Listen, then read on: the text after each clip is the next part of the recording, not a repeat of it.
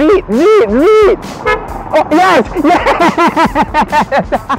Fly FM. My father always said, if you want change, you be the change.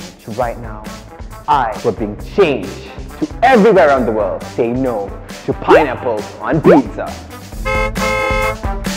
No pineapple on pizza yet! No, right? High five sikit. Honk.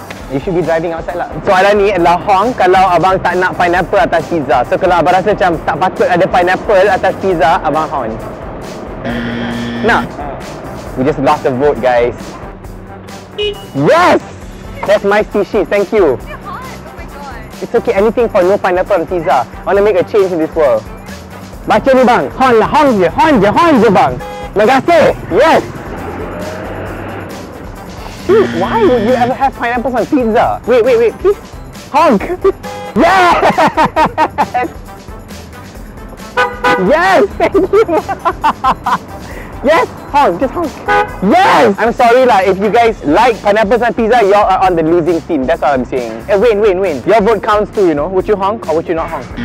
No, yeah, boring. Oh, hello, hi, uncle. Yes! Very fast, you got the memo already. Nice. No. Sombong. Okay. Thank you. That car just stopped there. Let go. No? Ayo. Then my non-supporters. How sad. Oh, I like pineapple. You like pineapple? We cannot be friends.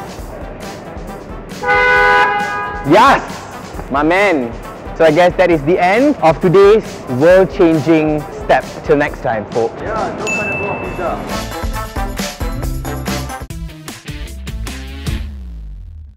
Fly FM, today's hottest music.